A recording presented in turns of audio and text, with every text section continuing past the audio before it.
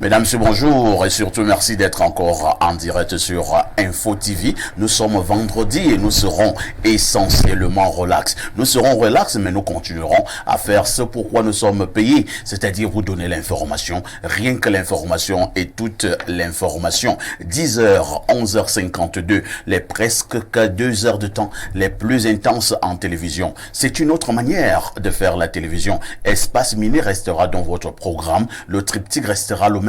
Analyse, commentaires, mais également décryptage. On accueillera comme cela se doit TVB, Théophile Vianney-Bia, tout à l'heure pour une balade au niveau de Kios. Et question d'avoir justement la température qui prévaut au niveau des tabloïds. On marquera aussi un arrêt, comme d'habitude d'ailleurs, pour la dénonciation du jour. On terminera en beauté avec ce que nous appelons ici l'instant de l'analyse. Et parlant justement de cette analyse, ce vendredi matin au Cameroun, nous nous poserons la question de savoir quel est l'impact des influenceurs et des influenceuses au niveau de la jeunesse camerounaise. Avez-vous l'impression que ces influenceurs et autres influenceuses ont une influence positive au niveau de notre jeunesse ou alors une influence négative? On analysera, on commentera afin que nul n'en ignore. 307 sur le Canal Plus et sur Canal Plus International. Vous nous recevez donc à pic et parce que vous regardez Info TV, sachez que vous êtes des téléspectateurs privilégiés. On commence par accueillir ceux de nos amis qui sont déjà en place. Ils sont venus nous rendre visite ce matin. Monsieur Bahora Bouba, bonjour. Bonjour, monsieur le directeur. Bonjour également au PDG qui ne ménage aucun effort pour soutenir cette boîte. Bonjour aux techniciens, sans lesquels nous ne serions ni visibles ni audibles. Bonjour à nos millions de téléspectateurs de par le monde. Bonjour à la communauté également, à la communauté du Grand Nord que je représente ce matin sur votre plateau. J'espère que je serai à la hauteur des attentes de nos téléspectateurs. Bonjour. La communauté du Grand Nord. Bien entendu. Donc je sors là de Gaoundéré. Je suis dans la ville depuis quelques jours. Il est donc important que je fasse un tour là. 3 années d'absence sur ce plateau, c'est beaucoup. Il fallait que je passe quand même. De toutes les façons, on vous souhaite donc une bienvenue. Merci. Ce matin, vous allez déminer l'espace. Merci. Je souligne que vous êtes idéologue. Je suis idéologue. Il s'agit de quoi? En réalité, les idéologues sont les concepteurs des politiques de gouvernance. Une idéologie de gouvernance, en réalité, c'est la manière dont nous devons produire les biens et les répartir. Il y a 5 types d'idéologie de gouvernance, ou bien 5 systèmes de gouvernance. Il y a le communisme, le socialisme, le néolibéralisme, le néocolonialisme et le capitalisme communautaire. Voilà donc 5 manières de produire les biens, de les répartir sur l'ensemble de la population. Donc chaque État, en réalité, par rapport à ces réalités, doit choisir un système de gouvernance pour son développement. L'Afrique n'a pas été préparée à imposer son système. On doit plutôt imposer un système qu'on appelle le néocolonialisme. Donc, lorsque l'Afrique n'arrivera pas à prendre conscience que la politique, c'est d'abord une affaire d'idéologie, parce que ce qui relie l'intérêt général dans un parti politique, c'est d'abord l'idéologie. C'est pour ça qu'un parti politique doit être défini comme une organisation autour d'une science et art de gouvernance, regroupant des citoyens d'une idéologie commune, cherchant à conquérir ou à conserver le pouvoir dans le but de développer leur État-nation par la concrétisation des projets dans un programme politique porté par les doctrines de leur idéologie commune. Tant que vous n'avez pas une idéologie commune, vous n'êtes pas un parti politique. Vous appartenez à un parti politique? Nous cherchons plutôt à être des think tanks des peuples pour imposer. À être quoi? Des think tanks des peuples, des conseillers des peuples, pour pouvoir construire un peuple et imposer maintenant des partis politiques. Pour le moment, pour nous, il n'y a pas de parti politique en Afrique. Ah bon? Bien entendu. Et tous les L'UNDP n'est pas un parti politique. Demandez à l'UNDP quelle est son idéologie. Ils n'ont qu'un projet dans un programme politique dont les doctrines et l'idéologie est détenues par le maître. Ils semblent le savoir. Donc tous les sociopolitologues de l'université sont unanimes là-dessus. Quand vous n'avez pas une idéologie, ce n'est pas un parti Donc, politique. en Afrique, il n'y a aucun parti politique. Dans le sens propre du terme, Les ANC, tout ça, ce n'était pas des partis politiques. je ne saurais les appeler partis politiques parce qu'ils n'ont pas une idéologie commune. Vous êtes sérieux? Je suis sérieux, demandez-leur quelle est leur idéologie commune. D'accord. Ils vous le diront pas. Merci. Et les beaucoup. sociopolitologues de l'université sont clairs là-dessus. Tant que vous ne parlez pas d'idéologie, vous n'êtes pas un parti politique. Très Si oui, c'est un parti politique adossé à un autre, qui est donc votre maître, qui vous tienne à distance. Merci beaucoup, Bawawa Bouba. J'espère que je prononce bien. Hein. Vous Non, êtes vous le donc prononcez très bien. idéologue. On vous invitera un jour dans le cadre de notre débat. On accueille en face de vous un enfant de la maison. Et lui, c'est Jean-Claude Fouda. Jean-Claude, bonjour. Bonjour Perfecto, bonjour à tous mes copanélistes, bonjour tout aussi à ceux-là qui nous regardent à la maison sur cette vitrine privilégiée désormais. Comment tu vas? Je vais bien Perfecto, nous sommes à l'entrée du week-end. Évidemment, nous avons certainement aller accompagner les proches qui sont partis trop tôt. Et donc, on aura certainement l'occasion de rendre hommage à ceux avec qui on a vécu. J'en profite d'ailleurs pour dire que j'ai perdu un frère qui s'appelait Atangana. Et donc, voilà, malheureusement, mais bon. Il sera inhumé ce week-end? Il sera inhumé ce week-end. Oh là là, que son âme repose en paix. Hein. Ce n'est pas toujours facile de perdre un proche, de perdre un ami, de perdre une connaissance. Nous sommes au Cameroun, habituellement les vendredis. À partir de jeudi d'ailleurs, ce sont des journées consacrées aux mises en bière. Les vendredis, on atteint le pic de cette activité triste. Et les samedis, l'on inhume, pour faire simple, l'on enterre. Donc si vous avez perdu un proche, si vous avez perdu une connaissance, vous avez tout notre soutien et que maintenant, les âmes des disparus reposent en paix. En face de Jean-Claude Fouda, on accueille le consultant de tout temps et de tous les temps, le seul qui nous restera lorsque les autres auront fui, le digne fils de Boumiebel, Pierre Blériou-Niamek, bonjour. Bonjour, parfait, ici dans la note triste à la suite de Jean-Claude Fouda. Je vous annonce la mort de la compagne d'un ami commun à nous, un ancien collègue, Louis David Lobé. Oh là là. Il a perdu sa compagne des suites d'un cancer. Je suivais cette actualité à distance. Ce n'est pas évident. Je lui ai présenté inbox mes condoléances. Je les lui présente encore ici. Et je lui demande d'être fort. Parce que vous savez, une compagne, c'est l'autre partie de vous-même. C'est la moitié de vous. Quelquefois, c'est plus que la moitié. Ça dépend. Donc, je sais ce qu'il peut traverser. Pas pour l'avoir déjà traversé, pour avoir traversé d'autres douleurs. Les grandes douleurs sont muettes. Seul le Seigneur peut le consoler. Beaucoup de courage donc à notre frère et ami. Nous avons travaillé pendant plusieurs années. Lui, David Lobé, qui a donc perdu sa compagne. Il faut être fort, frérot, et beaucoup de courage. En face. Vous voyez que je n'ai même pas pu saluer les téléspectateurs et les téléspectatrices, tellement j'étais secoué par la mauvaise nouvelle. Aux téléspectateurs, je présente tous mes hommages. Nous sommes ensemble ce vendredi et la fête va continuer jusqu'à dimanche matin. Quelle fête? La fête du week-end. Il faut de temps en temps être sérieux. Voilà. Vous savez, votre émission a ce site particulier qu'elle a une humeur particulièrement joviale. Quand on sort des annonces tristes, il faut revenir à la particularité de cette émission. Vous savez, beaucoup de personnes s'accrochent à cette émission pour faire face aux aspérités, aux difficultés de la vie. Tout à fait. Nous avons donc le devoir, même lorsque nous avons des douleurs profondes, de les tasser un peu pour faire plaisir à ceux qui nous écoutent. En face de vous, nous allons accueillir la très séduisante, la très pimpante, la très resplendissante, la très ravissante Olivia Bossal. Olivia, bonjour. Bonjour Parfait ici et merci pour tous ces compliments. J'adresse mon bonjour également à tous les chaleureux téléspectateurs d'Espace Miné qui sont connectés depuis 10 heures.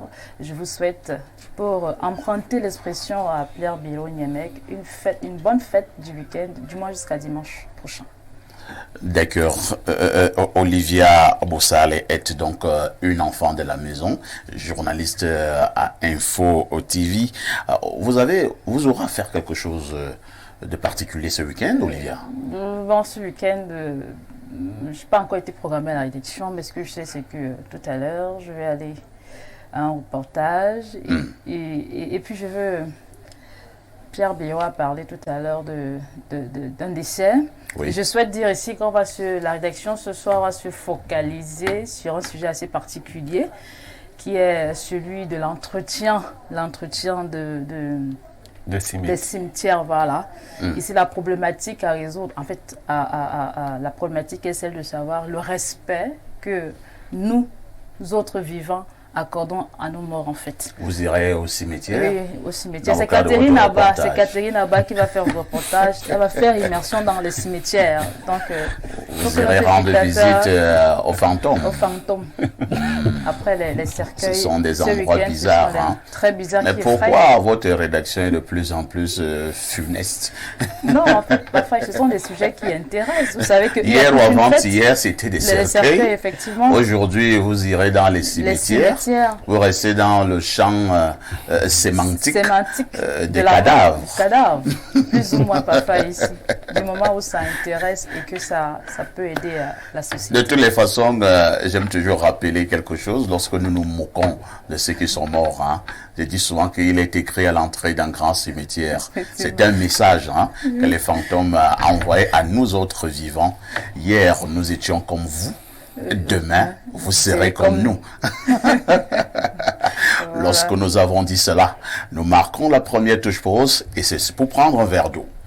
On redit donc bonjour à Jean-Claude Ofouda ce matin. Jean-Claude Ofouda, en l'absence de TVB, qui a eu un léger malaise. Il ne sera pas avec nous ce matin dans le cadre justement de la revue La Presse Acte 2. Il sera donc valablement remplacé par Jean-Claude Ofouda. Jean-Claude, que disent les journaux?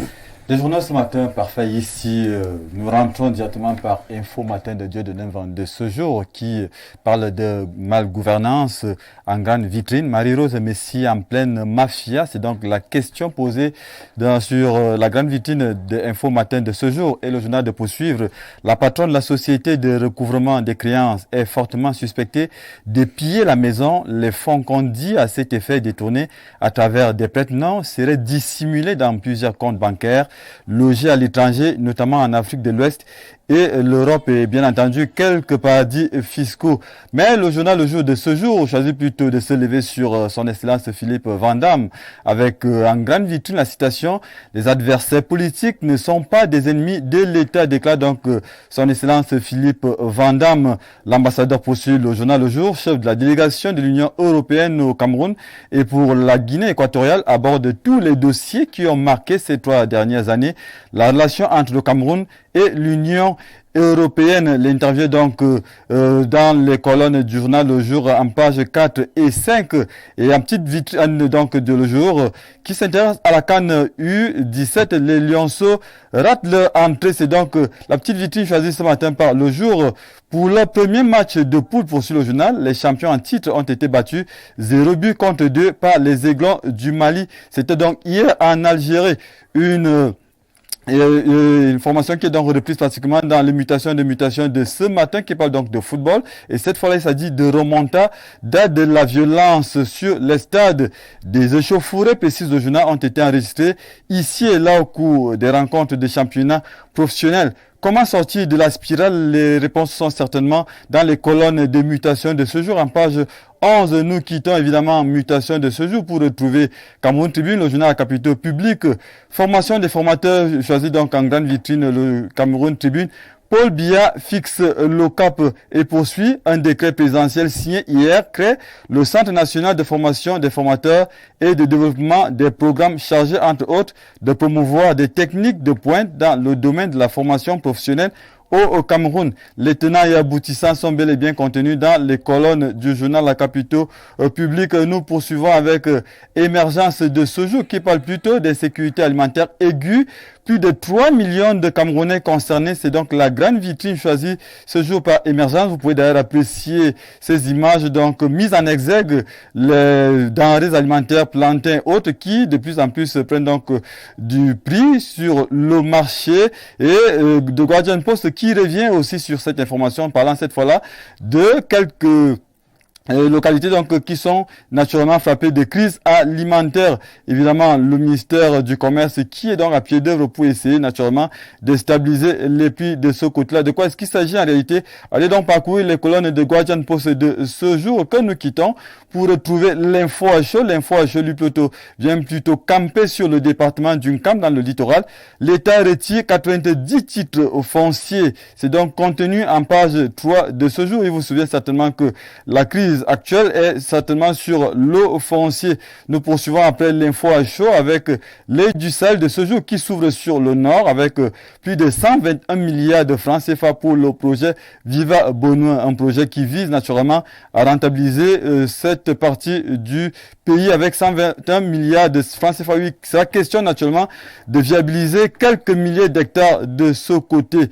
Nous poursuivons après l'aide du Sahel avec le bélier de ce jour qui revient sur l'amélioration des conditions de travail du personnel médical. Évidemment, c'est au lendemain de la célébration de la fête du 1er mai consacrée aux travailleurs du matériel roulant flambant neuf remis au directeur des centres hospitaliers donc régionaux. L'esplanade de l'hygiène mobile, poursuit le journal Yaoundé, sous la houlette du docteur Manao Damalachi, ministre de la Santé publique, a abrité le 3 mai 2023 en matinée la cérémonie relative dans la rétrocession de ce matériel flambant neuf que vous pouvez apprécier en images. Quittons le bélier pour retrouver Média Action qui va donc du côté de l'Ouest avec Bafsam. La MIFI fête son sénateur et sa nouvelle fonction de secrétaire au bureau du Sénat. Précise donc le sénateur, j'exprime ma profonde gratitude à son excellence Paul Biya, le président national du RDPC qui a bien voulu faire de moi un membre du bureau de cette auguste chambre. C'est donc une citation de Sylvestre Ngouchingue. Retrouvons le Soir Triebdo qui jette dans son regard sur le partenariat Kamwata fait comme synergie pour une meilleure distribution de l'eau potable dans les communes. C'est la grande vitrine choisie par l'eau hebdomadaire le soir et de préciser, le directeur général de la Kamwata Blaise Moussa a procédé le 27 avril 2023 à Yaoundé à la signature d'une convention cadre avec le Fonds spécial d'équipement et d'intervention intercommunale FECOM. C'est donc comme vous pouvez apprécier en image, les deux représentants de cette structure-là, qui viennent donc de sceller là en partenariat, on espère en tout cas profitable à toutes ces deux structures. Quand même, presse de ce jour parle plutôt d'industrie avec le Cameroun, qui aura ses pneus bientôt. Le projet, évidemment, a été présenté la semaine dernière au Mincommerce à Yaoundé par le promoteur du dit projet qui, naturellement, a adossé sur quelques 400 milliards de francs CFA et 2500 emplois qui vont donc certainement arriver à la suite de ce projet d'envergure. Oriental Hebdo de ce jour, lui plutôt revient sur l'African Institute of Computer Science. Ngaoundéré, c'est donc dans la région de la Damawa où 2035, le MIGEF 2035 projette donc quelques lauréats encore de ce côté-là. Évidemment, c'est l'amido de Ngaoundéré qui aura servi donc de parents à cette autre cuvée donc du MIGEF 2035. Et c'est d'ailleurs sur ce journal que nous allons sortir par cette revue de presse parfaite ici. Voilà donc ce qui a été réservé à la note de nos chers téléspectateurs, tout en rappelant aux autres à toute fin utile de ne pas rester des simples titulaires. Il faut se rapprocher des kiosques à journaux, acheter le journal. On aura par là contribué à aider ces directeurs de publication qui peinent déjà à écouler les journaux. On aura contribué à ce qu'ils continuent à chercher de l'information et de la bonne parfaite ici. Oui, il vous faudra donc 4 pièces de 100 francs. Combien de pièces de 50? C'est Théophile qui connaît choses, qui compte ça. Mais je voudrais quand même rappeler que 400 francs, c'est quand même moins qu'une bière actuellement. Moins qu'une bière, en 400 francs.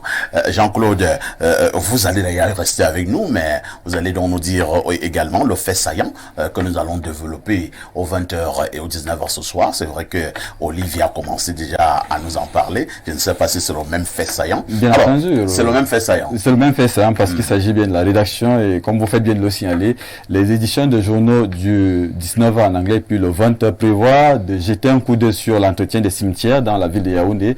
Il y en a qui sont carrément devenus des forêts où on peut chasser des rats et la question est donc de savoir pourquoi autant de négligence quand on a enterré un être cher et pratiquement abandonné dans la broussaille, on n'arrive plus à entretenir.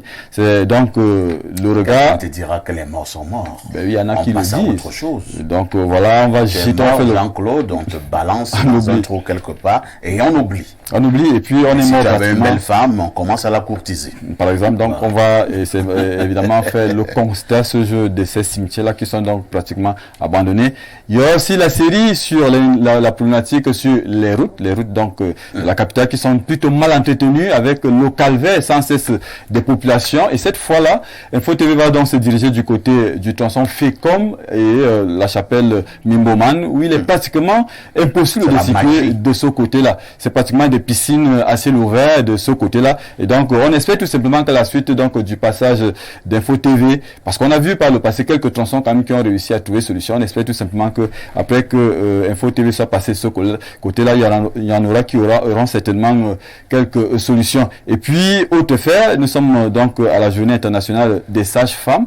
Que devient donc cet ordre des métiers? Est-ce qu'on en parle encore au Cameroun? Quelles en sont d'ailleurs les missions? Et donc voilà, entre autres, donc les sages-femmes. C'était un métier à l'époque très noble. Voilà. Un métier très noble. C'était même une affaire, comment on dit ça, de prestance. Bien entendu. On disait que cette dame est sage-femme. La première dame d'ailleurs, la première dame du Cameroun était d'ailleurs sage-femme. Tout à fait. Et il me semble que si elle était encore là, peut-être que cette profession-là je ne sais pas si cette profession, est-ce qu'elle existe encore? Est-ce qu'on forme encore les sages-femmes? Alors, puisque vous allez en parler, il faut donc regarder les éditions de journaux ce soir pour avoir des réponses. Est-ce qu'il y a encore des formations de sages-femmes au Cameroun? Il faut regarder les journaux. Autre chose? Non, c'est pratiquement ce qui constitue la grande vitrine des journaux donc, du 19 et du 20 ce jour. Merci beaucoup. Vous avez parlé du mauvais état des routes de Yaoundé, naturellement, et même pour d'autres villes du Cameroun. Nous avons quand même claironné ici, je pense, il y a plusieurs semaines, qu'il y avait déjà des trous qui se formaient au niveau du carrefour Efoulan, juste devant le palais du chef. Quelques jours, je faisais un effort de dire qu'il y a un autre qui est déjà à côté, qui bouscule le premier. Bon, on est venu boucher les trous là. On est venu boucher ces trous. Donc, je dis merci à ces autorités qui sont donc venues boucher les trous du carrefour Efoulan. Mais ce n'est pas tout. Il y a d'autres endroits encore. Et il faut vous diriger de ce côté. Le sujet sur les cimetières m'intéresse beaucoup. Je ne vais pas rater le journal de ce soir, le sujet sur les cimetières. Pierre Blériot, le cimetière est un endroit un peu compliqué. J'ai entendu, je ne sais pas si c'est vrai, qu'il y a une catégorie de personnes qui va souvent faire des incantations dans des cimetières. Si cela est vrai, c'est pour quel objectif? Bon, le cimetière est un lieu de vie. Ah bon? Oui, c'est un lieu de vie. Et il faut le rendre vivant. Nous qui enterrons nos morts, nous devons savoir que les morts sont encore parmi nous. Les morts ne sont pas morts. Ils sont parmi nous. Il faut leur adresser un respect particulier. La seule chose dont nous sommes tous sûrs, c'est que nous allons mourir. Ouais. À partir de là, la vie est moins importante que la mort. C'est pour cela que je pense comme vous que ce sujet est très important. Vous avez évoqué également le sujet des sages-femmes. Tout à fait. Vous dites, non, le métier existe toujours et les hommes aussi le font. Ah. Et on les appelle les maïticiens. Pourquoi on ne les appelle pas les sages hommes? Non, c'est les... Bon, ce sont les maïoticiens. Ce métier existe, il est toujours noble. Et vous savez que les femmes préfèrent d'ailleurs, pour leur intimité, être gérées par les hommes. Ah bon? Oui, une femme est sur le plateau. Parce qu'il paraît que quand c'est les femmes, c'est la violence, c'est les insultes. Elles sont pas souvent très cool. Hein. Vous savez, j'ai le souvenir d'une dame médecin qui n'avait pas d'enfant, l'épouse d'un colonel, et qui avait demandé à l'une de mes épouses de se faire avorter. Incroyable. J'ai découvert après qu'elle n'avait pas d'enfant. J'en ai été profondément choqué. Les femmes préfèrent pour leur intimité souvent, que ce soit les gynécologues ou les maïoticiens, elles préfèrent le service masculin. C'est vrai que les hommes également qui ont des femmes préfèrent que leurs femmes aient des gynécologues femmes. Non, moi je n'ai pas. Vraiment, je n'ai pas de préférence. Parce que vous ne pouvez rien contre le gynécologue. Vraiment, si le gynécologue. Mais j'avoue quand même que s'il fallait que j'aille me former en médecine, je choisirais comme la gynécologie. Hein. Non, on ne vous accepterait pas. Pourquoi? Oui, vous savez, c'est... Pourquoi vous dites ça? Non, on ne vous accepterait pas. En fait, je me suis... J'ai mauvaise tête? Non, je me suis rapproché des médecins dans les différentes spécialités. Vous savez, être gynécologue, c'est avoir beaucoup de retenue face à la femme.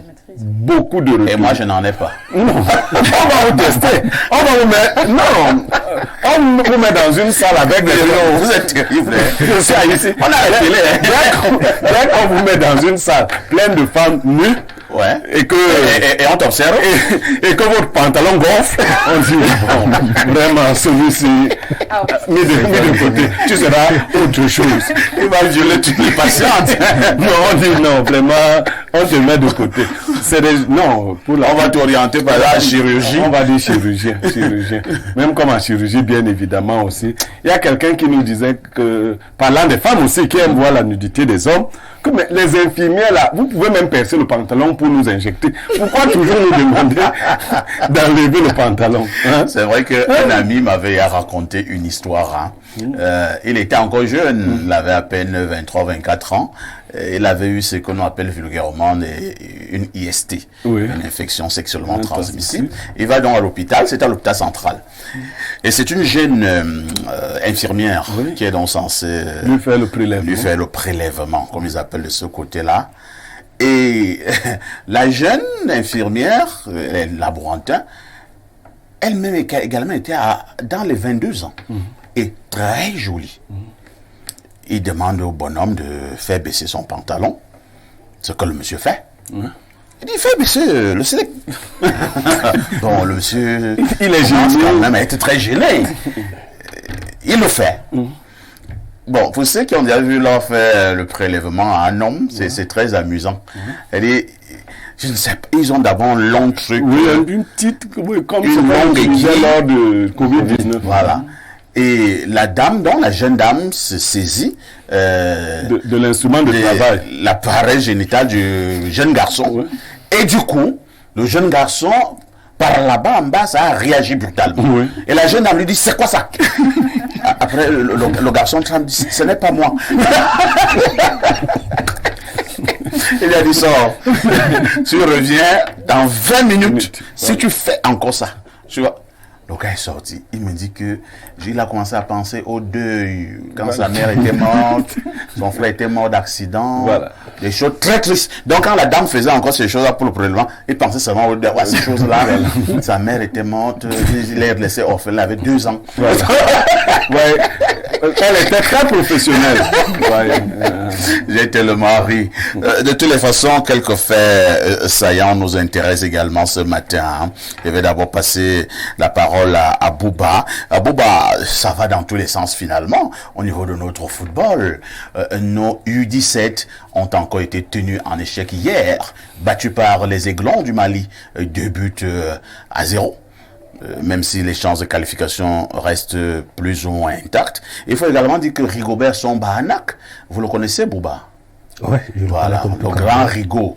Rigaud a convoqué les entraîneurs de rang inférieur, tous les entraîneurs et leurs adjoints pour une séance de travail.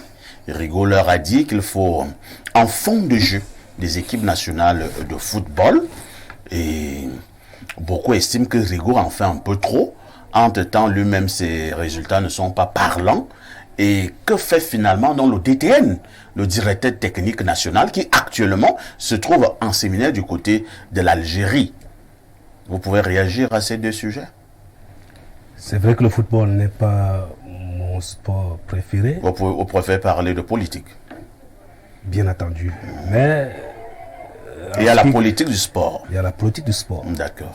Vous ne pouvez pas relever le niveau de football africain si le football lui-même n'est pas consommé par les peuples africains. Lorsque vous partez au stade pour les matchs de D1, de D2, les stades sont vides. Et à ce moment-là, il n'y a pas de recette. Mais de plus en plus, quand même, les gens recommencent à aller au stade. Hein? Oui, mais allez demander au club, puisque un club est une entreprise. Où vous investissez, vous avez des recettes et vous avez des dépenses. Les recettes proviennent essentiellement des entrées des matchs de football. Lorsque vous livrez un match de football, les téléspectateurs achètent les billets et c'est ça la grosse partie de vos recettes. Et lorsque vous êtes privé de ces recettes-là, vous ne pouvez pas exister en tant qu'entreprise. Vous allez donc vivre aux dépens des dons, des âmes de bonne volonté. Et là, on ne peut pas fonder une entreprise sur ces données-là. Or, tant que vous n'allez pas mettre les masses populaires au travail, tant que vous n'allez pas faire une mobilisation massive des Africains pour les mettre au travail, ils ne pourront pas consommer le loisir. C'est comme les artistes, quand ils organisent leur soirée, il n'y a pas de spectateurs. Vous dites l'entrée c'est 5 000, vous vous retrouvez avec 100, 200, 1000, voire moins de 1000. Donc vous ne pouvez pas vivre de cet art-là. Le problème en fond de toile, c'est le chômage. Lorsque vous êtes dans un pays où 95% des populations sont au chômage ou bien sous-employées, toute entreprise que vous allez donc entreprendre, permettez-moi la répétition ou bien on appelle ça quoi? La tautologie. La tautologie. Il y a encore une autre. Oui.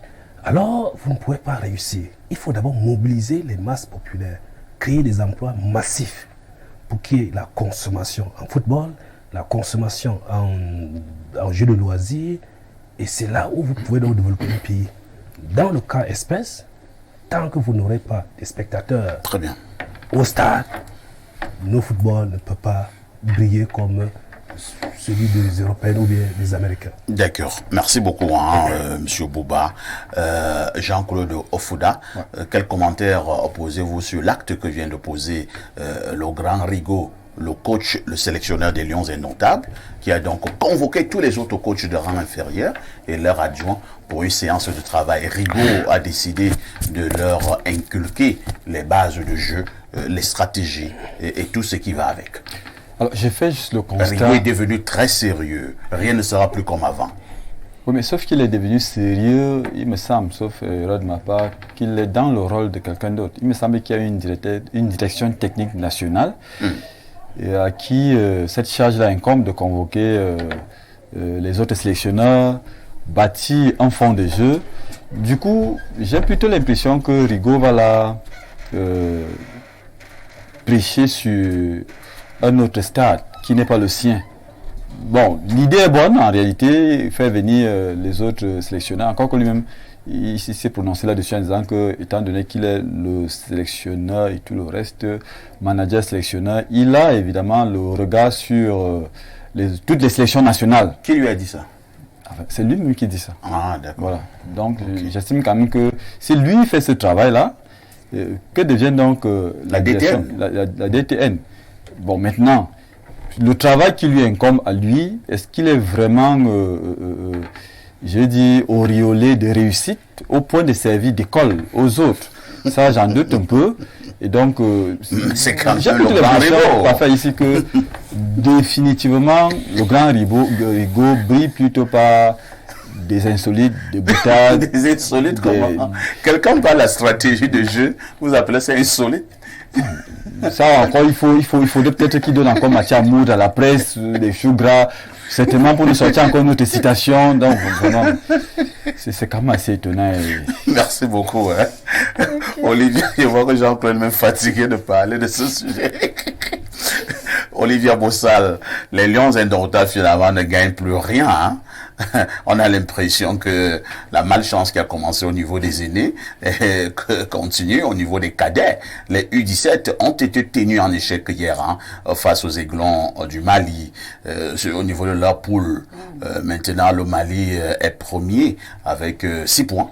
Le Cameroun a 0 points et à notre pays. En fait, finalement, les Lions ne gagnent plus rien. Non, moi, il y a une malchance maintenant au sein des Lions. Bon, non, parfois ici ne voyez pas tout en noir. Ah, d'accord.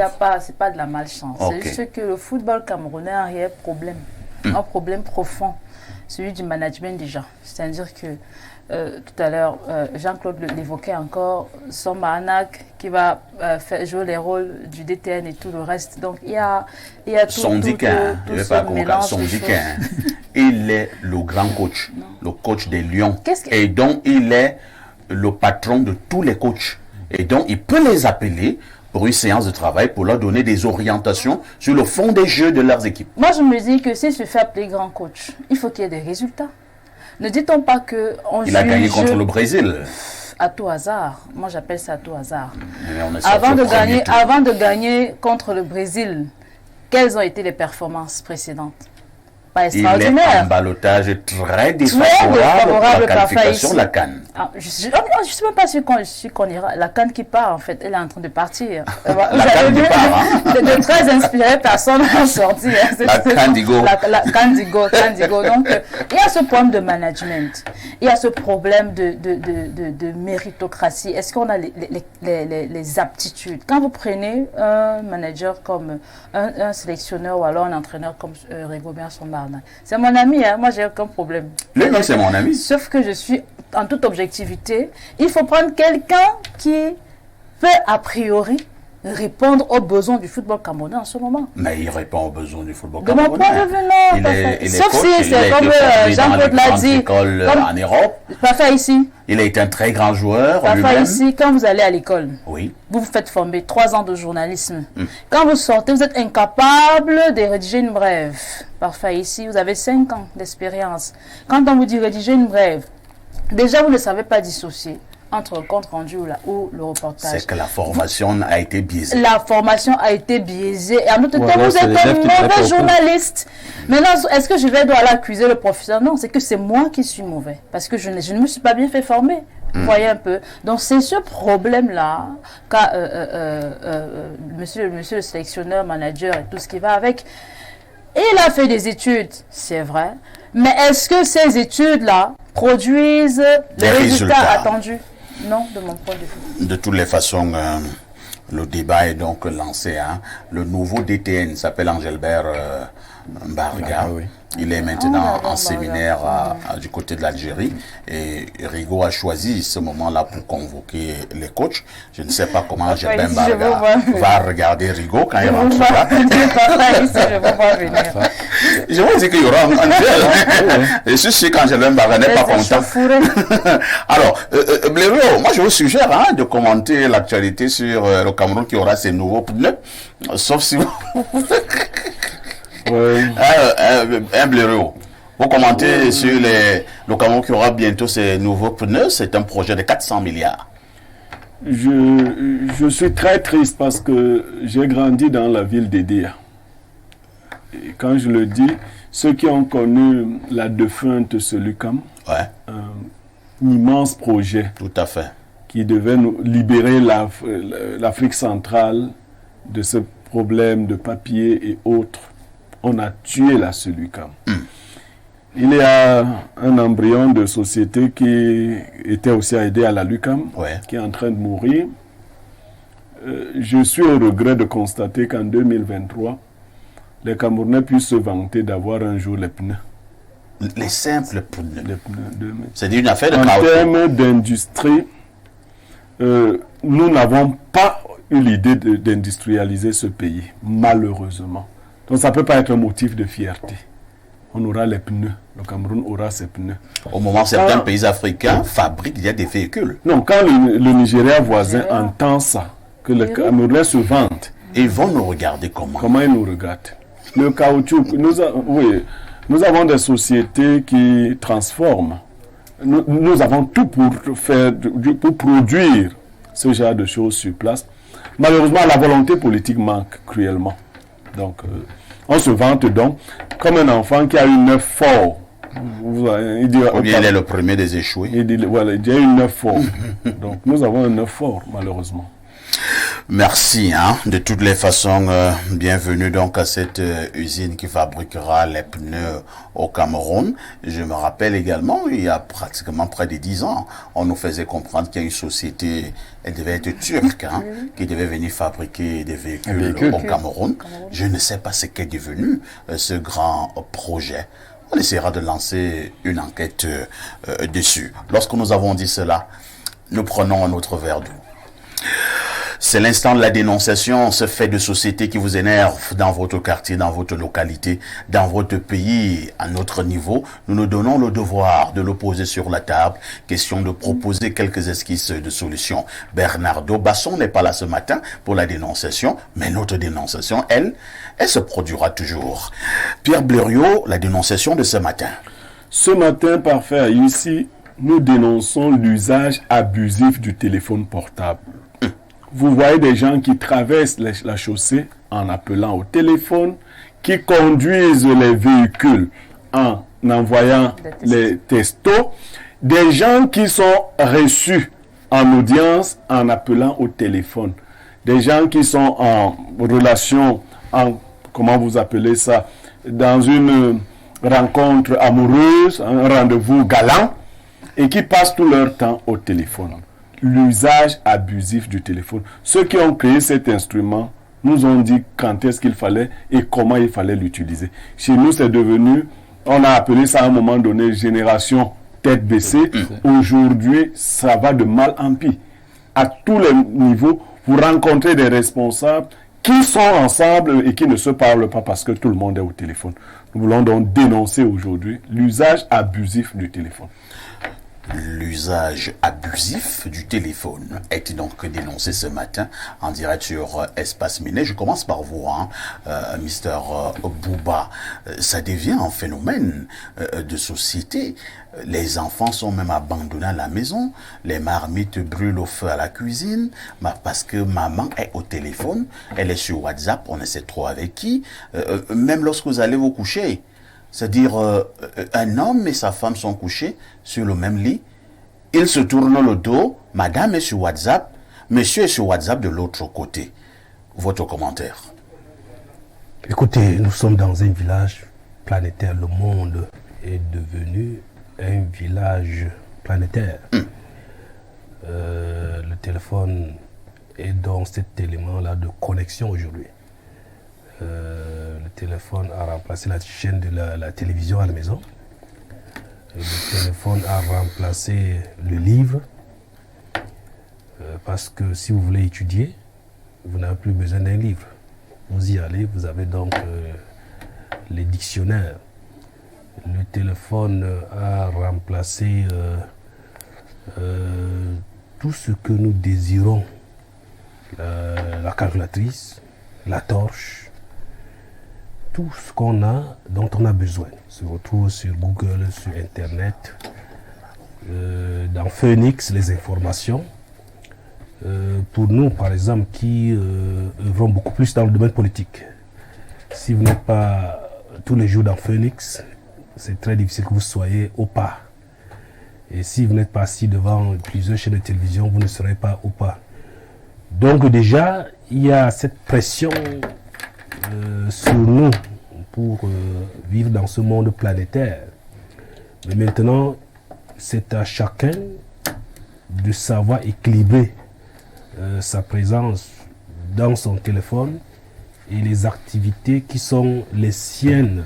Parce que vous devez le savoir, pour votre survie, vous avez une activité à mener. Et elle vous oblige à avoir un temps de concentration. Il faut être concentré, il faut réfléchir. Il ne faudrait pas que son cerveau soit substitué par la technologie. Et donc, c'est chacun qui doit donc savoir prendre ce qui est positif dans cette offre-là et rejeter ce qui est négatif. Malheureusement, dans l'oisiveté, nous sommes plutôt enclins à perdre ce temps-là devant ce petit écran, télévision et autres, qui est dans notre téléphone. C'est un problème. Pour les adultes, on ne se plaint pas trop, mais pour les enfants, il va donc falloir les suivre pour pouvoir les protéger contre l'excès. Merci beaucoup, hein. Jean-Claude Ofouda, l'usage abusif, j'ai même failli ajouter anarchique du téléphone portable dérange depuis un certain temps. Oui, c'est quand même le lieu de le signaler, de le déplorer.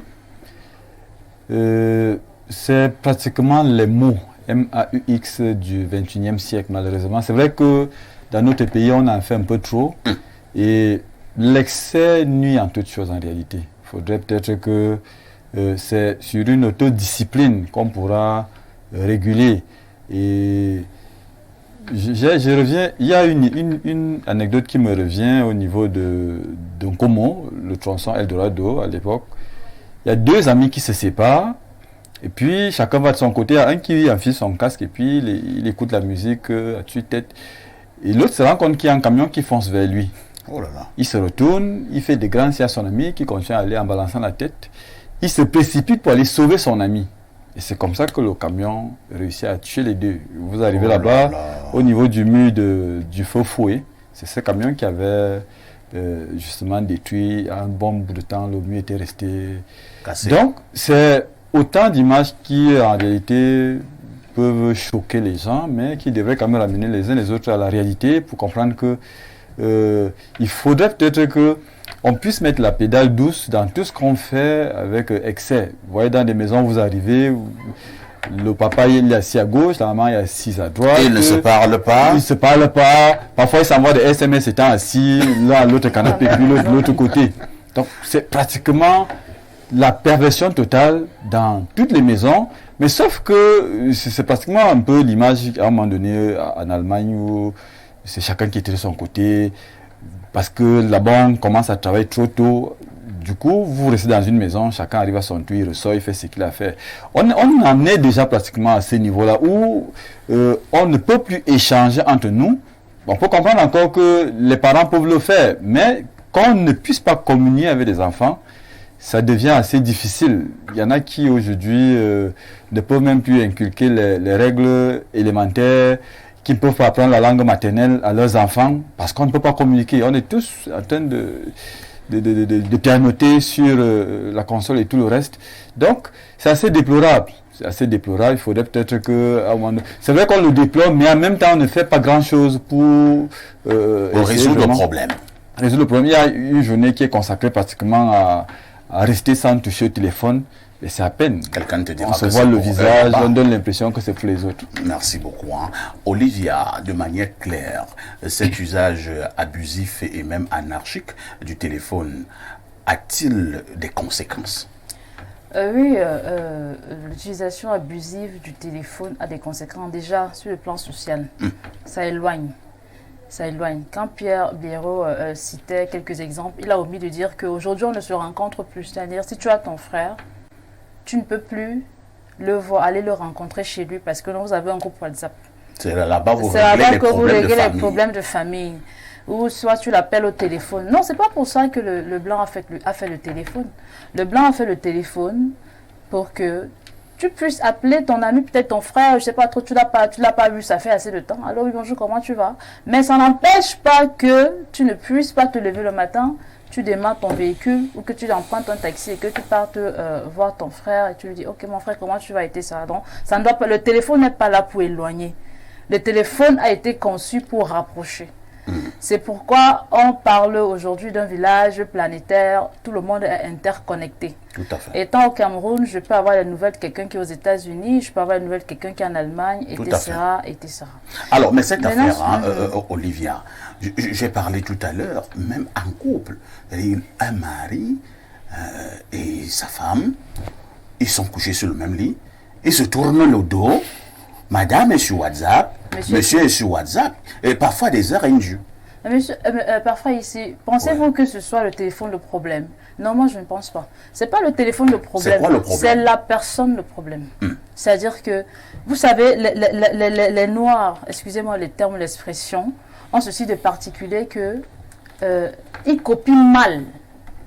Ils copient mal. Le blanc va le faire. Mais le blanc, c'est que quand moi je travaille, je n'utilise pas le téléphone. Le blanc, c'est que si je suis avec ma femme, après une longue journée de travail, vraiment, on met le téléphone à côté et on prend le temps de se parler, savoir comment est-ce que la journée a été et faire tout ce qu'il y a à faire et tout le reste. En Europe, hein, dans bon nombre d'entreprises d'ailleurs, l'usage du téléphone est interdit pendant les heures de travail. Oui, c'est interdit. Aux États-Unis, pareil. C'est-à-dire que quand vous travaillez, vous n'avez pas accès à votre téléphone. Si tu causes avec quelqu'un, quand il travaille, si c'est une journée de travail qu'il fait, tu ne peux pas échanger avec lui via WhatsApp. Donc, il y a ce problème que c'est le Camerounais qui a fait du téléphone sa passion. C'est le Camerounais qui a fait du téléphone sa passion. Pour lui, l'Android aujourd'hui, 2.0, iPhone... Laissons même, parlons un peu du cas de ceux qui ont les iPhones. Est-ce que vous avez vu comment ils se comportent? Parfait ici. Mais allez dans un taxi, vous allez voir, tac, tac, toujours en train d'écrire, toujours en train d'écrire. Surtout quand la personne a le 13 Pro Max ou la dernière sortie de iPhone, vous allez vous rendre compte que donc c'est ce problème-là. Je voulais ajouter, pour terminer, il y a aussi une conséquence sur l'éducation. Les dérives observées aujourd'hui, c'est à cause de l'utilisation du téléphone, de l'utilisation abusive du téléphone. Le jeune, c'est vrai que le copanéliste en face faisait savoir que non, aujourd'hui tu peux utiliser Google ou tu peux utiliser des dictionnaires. Mais sauf que ça rend les élèves paresseux. L'élève ne peut plus étudier, l'élève ne peut plus aller à côté de se rapprocher, ne peut plus se rapprocher de son frère ou de son oncle pour lui demander papa, tonton, comment est-ce qu'on fait? Non, il triche. Si on donne un devoir à l'école, non, il va seulement taper sur Google. Non, vraiment, je vais taper sur Google et tout le reste. Non, ce n'est pas pour ça que le téléphone a été créé. C'est un outil complémentaire à l'éducation de l'enfant. Et pour chuter, si vous le permettez, bien sûr, je voulais dire que les Blancs ont su, je ne sais pas s'ils ont su que, peut-être ils ont anticipé sur le fait que les hommes, les êtres humains pouvaient développer une certaine addiction au téléphone. Et aujourd'hui, vous avez des applications incorporées dans le téléphone qui vous demandent, le téléphone vous demande, vous aide aujourd'hui à réguler l'utilisation. C'est-à-dire si vous programmez d'utiliser le téléphone de 6h à 18h, dès que 18h arrive, le téléphone s'éteint tout seul. Ou alors, il vous signale que bon, vous n'utilisez plus le téléphone, soit l'écran change, vous n'avez plus accès aux fonctionnalités du téléphone. Moi, ça me faisait ça pour dire, ah, c'est quoi comme ça là, surtout quand je voulais. Donc, c'est un peu ces aspects qu'il faut relever. Merci, hein. Pierre Blériot-Niamek, le téléphone, excellent outil pourtant de communication, devient de plus en plus un mauvais maître. Bon, ben, j'ai d'abord parlé comme un homme vulgaire. Je vais vous dire que cet instrument que vous prenez à la légère est un instrument de guerre. Comment ça? Une guerre spirituelle, une guerre psychologique, une guerre stratégique. La dame vient de vous dire qu'on a mis des applications pour vous discipliner, mais ce qu'elle ne sait pas, c'est qu'on y a aussi mis des éléments subliminaux pour vous obliger à vous abandonner. Déjà, la conscience sociale pense que quand vous n'utilisez pas votre téléphone, vous perdez les informations. Regardez, la connexion aujourd'hui vise à déconnecter les gens. La connexion vise à vous éloigner des sujets essentiels. Vous êtes dans beaucoup de groupes WhatsApp, n'est-ce pas? Tout à fait. Mais si vous suivez les groupes WhatsApp, vous vous rendez compte que pour la plupart, vous vous abrutissez. Des sujets d'une utilité à vraiment. Les groupes WhatsApp, pour la plupart, vous abrutissent. Ouais. Ouais, c'est vrai. Vous mettez dans la tête des choses que vous ne vouliez même plus entendre. C'est le but. Pire, quand quelqu'un ne peut pas accéder à une personne, elle entre dans le même groupe WhatsApp que la personne. J'ai un couple qui se plaignait auprès de moi récemment. Et la femme me faisait savoir que c'est dans les groupes WhatsApp que son mari rencontre la plupart de ses conquêtes. Ça peut nous amuser, mais voilà.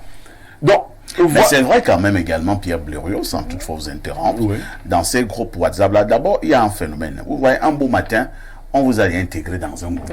Vous ne savez même pas qui vous a intégré dans un groupe. Quel est le but du groupe? Vous ne comprenez rien. Par la suite, vous vous rendez seulement compte que il y a de plus en plus d'hommes et également des filles. Maintenant, il y a donc certains blagueurs. Lui, il passe donc le temps à regarder les jolies filles qui sont dans le groupe WhatsApp et il va rejoindre la fille inbox. Voilà. Et c'est la drague qui commence. En fait, même certains administrateurs des groupes WhatsApp mettent sur pied cette stratégie pour créer des groupes de rencontres. Voilà. Vous êtes donc une femme mariée qui croit avoir pris du recul par rapport à cette tentation, mais vous vous retrouvez dans une vingtaine de groupes WhatsApp où quelquefois le langage est impudique. Oui. C'est-à-dire on se permet les vidéos, des vidéos obscènes, ainsi de suite. De sorte que tous les défauts qu'on reconnaissait à la télé, on les a d'abord envoyés dans le téléphone, mais le téléphone a ses propres tares lui-même. Nous sommes aujourd'hui donc des êtres aliénés. Vous pensez que vous n'êtes pas infidèle à votre mari ou à votre femme, mais vous l'êtes. Parce que vous entretenez des relations, c'est des relations soutenues, même quand les personnes ne sont pas là. Vous devez écrire à une personne tous les matins, qui n'est pas votre partenaire, pour lui demander comment il a dormi. Prendre de ses nouvelles tout au long de la journée, lui envoyer vos photos, et vous dites, non, moi je suis une femme fidèle, je suis un homme fidèle. C'est de l'infidélité. Donc, l'usage abusif du téléphone n'est pas une chose anodine. C'est une maladie mentale dont il nous faut guérir. Il faut que nous nous disions que cette affaire, nous existions avant. C'est une chose, c'est un instrument, et c'est nous qui donnons à un instrument une fonctionnalité. Tout à fait. Celui qui vous écrit sur WhatsApp, si l'écrit est urgent, il vous appelle ou il vous bip pour vous faire savoir. Mais tous les autres messages, vous pouvez vous donner des espaces pour les lire. Vous voyez, quelquefois même, nous avons quelques panélistes ici qui décident de passer des coups de fil pendant les émissions. J'ai été séduit par un invité à Info TV. Quand il arrive, il était seul reçu sur le plateau. Il me demande d'éteindre son téléphone et de le mettre à distance. La présentatrice n'avait pas encore su qu'il l'a fait. Elle lui dit, mais monsieur, vous allez mettre votre téléphone sur silencieux. Et le panéliste de lui répond, j'ai fait mieux, je l'ai éteint, je fais la télé depuis 40 ans. C'était Joseph-Antoine Bell. Vous voyez, vous pensez que nous avons plus de relations que lui? Pas du tout. Je passe du temps avec lui. Quand vous êtes en train de causer, il a mis son téléphone de côté. Il a des moments pour le visiter. Non, nous prenons de mauvaises habitudes, y compris moi-même. Hein. C'est-à-dire que nous sommes attirés par le téléphone à tout moment. Alors qu'il n'y a rien d'important là à tout moment. Quand quelque chose est important, on nous le fait savoir. Merci beaucoup, Blériot. On va donc lire les nombreux messages jusque-là enregistrés. Nous, les Africains, nous exagérons en tout perfecto. Le téléphone a remplacé les réunions de famille grâce à des groupes WhatsApp. On ne peut plus aller en concert d'un artiste car nous avons YouTube. Mais nous ne le savons pas. Le téléphone nous éloigne de ceux qui nous sont proches de nous et nous rapproche de ceux qui sont éloignés. Gauthier de Pumendon à Yaoundé. Autre message. Bonjour. El Perfecto, le sac de modérateur. Félicitations pour cette émission à forte audience. L'usage abusif des téléphones portables a beaucoup de conséquences car ça rend malade et surtout crée des problèmes dans les couples. Il faudrait en faire bon usage et c'est bien de sensibiliser notre jeunesse face à ces fléaux qui minent nos sociétés. Merci à mon frère Bassa Blériot pour cette dénonciation. Bon, le digne fils d'Équité par Edea. Bon week-end, Info TV. Autre message, bonjour Perfecto et à ton magnifique panel. L'utilisation abusive du téléphone est à la cause de plusieurs maux chez nous ici au Cameroun. C'est vraiment très grave. Ce qu'il faut faire, c'est juste appeler à la conscience de tous et de chacun. Utilisons le téléphone quand nous en avons vraiment besoin et pour des fins très très utiles. C'est Lavoisier. Autre message. c'est Hermine Doja qui est au rendez-vous. Je vais lire comme c'est écrit.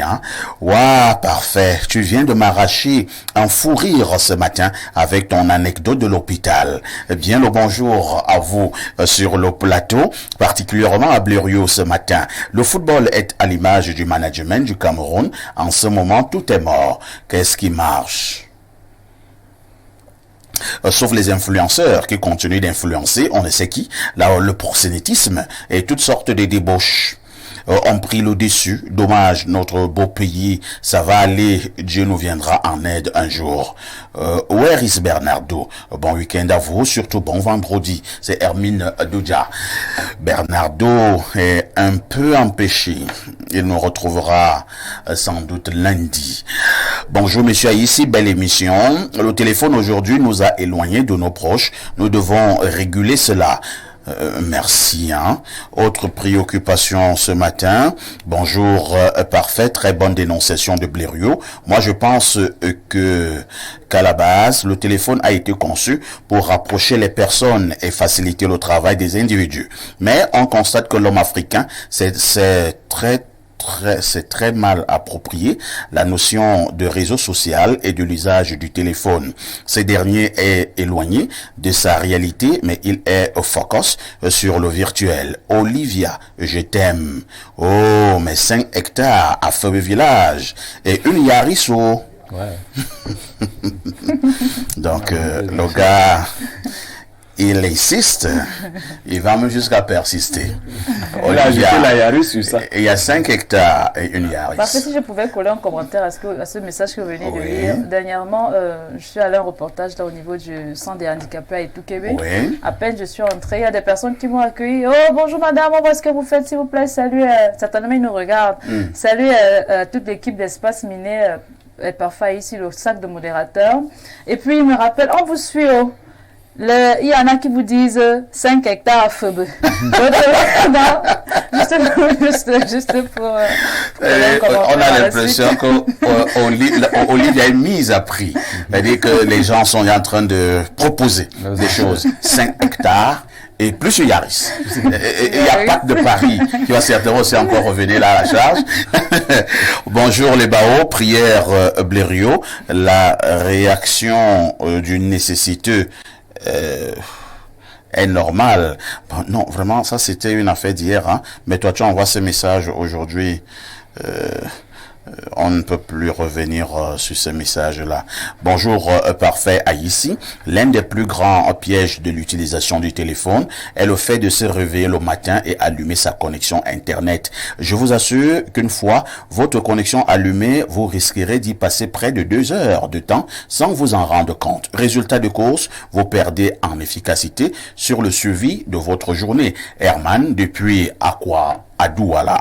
Autre message, bonjour le plateau, j'espère que vous allez bien. Mon humeur, c'est Olivia qui en est la provocatrice. Il continue en disant, elle est très jolie. Je suis fou amoureux d'elle. Je suis un ingénieur agronome. Olivia est de quel village? Georges Legrand depuis Ebolova. Il te dit qu'il est ingénieur agronome. Ça signifie qu'il y a des atouts. Effectivement. Voilà. Il a les moyens de sa politique. On se résume. Il y a 5 hectares, une Yaris. Il y a un autre qui est ingénieur agronome. On continue. On va voir à la fin. Autre message ce matin. Je vous amène au 251. Il s'agit de quel pays là?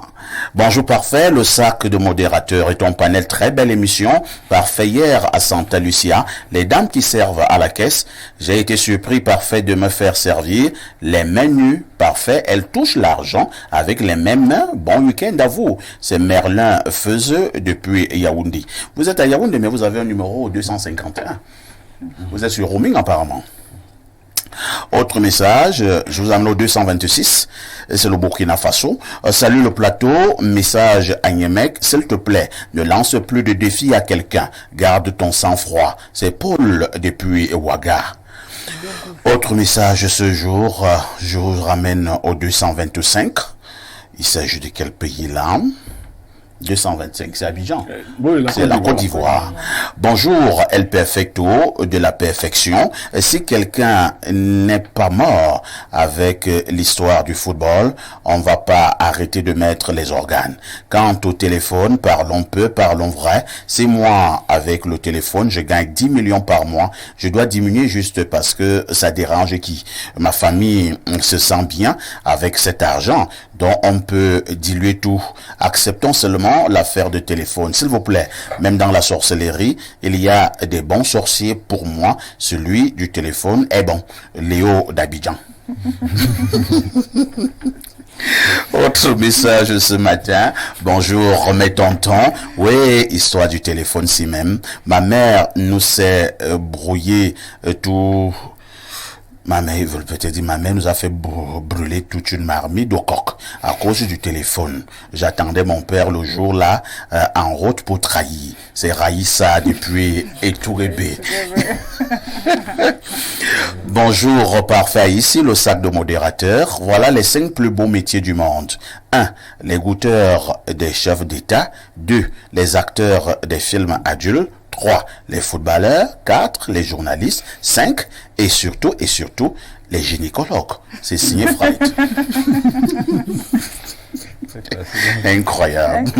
Autre message. Bonjour à tous sur le plateau. Concernant le grand Rigobert, je pose une question grand parfait. Est-ce qu'un aveugle peut conduire les autres? Est-ce qu'un Rigo aveugle? Sauf si c'est pour tomber dans les espaces binés. Stéphane depuis Ebolova. Autre message. Bonjour parfait. Le sac de modérateur. Oh, bon, on a lu ce message. Ah voilà, il dit qu'il est de retour. C'est le monsieur qui envoie le message là, au 251. Autre message ce jour. Oh, d'accord, trop de messages. Bonjour à vous, j'aime bien votre émission. Je veux parler pour le football camerounais. Vraiment, c'est honteux. S'il est dirigeant, qu'est-ce qu'il veut dire? Oh là là. Il faut même les lions indomptables n'iront pas à la Côte d'Ivoire. On est là, on parle tout le temps, on a tapé le Brésil. Même le Gabon pouvait taper le Brésil. C'est la décision qu'ils cherchent beaucoup. Ils ont déjà vu les exemples. Les filles sont forfaits pour la Coupe du Monde. Les U20, voilà encore les U17. Autre message ce jour. Bonjour le grand parfait et à tout ton panel. En ce qui concerne cette histoire de téléphone, j'avais été introduite dans un groupe sans mon accord. Chose curieuse, la moyenne d'âge était très basse de jeunes garçons et filles qui s'envoient des photos sans se connaître. Lorsque je demande à l'administrateur du groupe où est-ce qu'il a pris mon contact, il me dit qu'il travaille à Orange et qu'il a tous les contacts des filles de Douala. Il te raconte des histoires. Autre message, je vous amène chez la Lionne du 237. Bonjour au nectar du micro, aux beaux des beaux et aux autres démineurs. Le téléphone au bled est devenu l'opium du peuple. C'est regrettable que les gens sont accros au téléphone. Chacun doit avoir son principe de vie et une discipline. Après le boulot, je ne suis plus joignable, même s'il y a danger. La Lionne du 237. Autre préoccupation. Bonjour, beaucoup de projets ne peuvent pas être réalisés à cause des gens qui attendent de leur part, qui les protègent. Figurez-vous que le chef de l'État a été intéressé par l'usine de montage de voitures, mais qui le respecte? Non, l'usine de fabrication des pneus ne verra jamais le jour. Depuis combien de temps on n'a plus parlé de la mise en place d'une industrie au Cameroun? Où est la SNI? Ces gens étourdis qui envoient le message. On lit peut-être deux derniers. Perfect audit à Oliviard, qu'elle me plaît beaucoup. Je suis ingénieur hydraulicien. J'ai une entreprise à mon propre compte depuis 3 ans qui fonctionne très bien. Passez-lui mon numéro s'il te plaît. Perfect, je compte sur toi. C'est Gauthier depuis Mendon à Yaoundé. Voilà, Gauthier, lui, il est ingénieur hydraulicien. Ça fait à 2 ingénieurs. Il y a également le terrain de Feubeux, 5 hectares, et la Yaris. Il y a celui de la retraite pour nous. Voilà. Il y a aussi celui de... Qui va l'amener à la retraite. ou ces derniers jours du côté de Fumban. Autre message, vrai parfait, si on ne prend pas nos téléphones pour vous écrire là maintenant, vous allez lire quoi comme SMS? Olivia, pardon, mon frère a tout un village qui est toujours entre deux avions, PDG des hydrocarbures, Villa, vrai, je veux une belle sœur qui va bien chopper ses dos et nous donner aussi, car il donne l'argent aux femmes, mais pas à ses sœurs. Voilà donc une autre personne. Son frère a donc une société. Il est PDG des hydrocarbures. Il y a des villas. Non, il ça a fait... des avions et tout. Voilà. On Continuons. va choisir. On va choisir. On verra. Et c'est moi qui suis au centre pour toutes les négociations. Pas de faux gestes. Je prends un troisième verre d'eau. Bon retour sur le plateau de l'espace miné. On dira merci à notre diffuseur qui déborde d'énergie ce matin. Je pense que c'est un certain Kenge. Il est il a beaucoup d'énergie ce matin. Bien des choses donc à ses diffuseurs. On vous le disait en ouverture de ce programme. Ce matin, nous parlerons du phénomène des influenceurs et des influenceuses dans notre pays, le Cameroun, en se posant la question de savoir si ces derniers influence positivement ou négativement la jeunesse camerounaise. Je commence par vous, monsieur Bouba. Quel est le regard, de manière générale, que vous jetez sur cette nouvelle catégorie d'individus dans notre pays? De point de vue concret, je dirais qu'un influenceur, c'est cette personne-là qui a une forte audience. Et il ne suffit pas d'avoir une forte audience, mais aussi une posture qui dicte son point de vue à cette audimat-là. Alors, mais maintenant, c'est un moyen de communication. La télé aussi est un espace d'influenceurs. Tout à fait. Et donc, lorsque vous êtes une personne qui, dans votre opinion, prime sur celle des autres, vous les influencez. Ceux qui vous suivent épousent votre opinion. Et maintenant, vous appartenez à une société. Une société qui vous a éduqué, qui a financé vos études. Ce n'est pas vos parents qui financent seulement vos études, c'est la communauté à travers l'argent des impôts. Alors lorsque vous appartenez donc à cette société a des intérêts à défendre. Les intérêts d'un peuple ne sont pas universels. Les intérêts d'un peuple sont opposables à d'autres intérêts, n'est-ce pas, des autres peuples. Donc de ce point de vue-là, vous devez d'abord prendre conscience que votre action individuelle, vos intérêts individuels, personnels doivent être en phase avec l'intérêt général. Et si vous avez donc pris cette conscience-là, et donc vous serez un influenceur positif.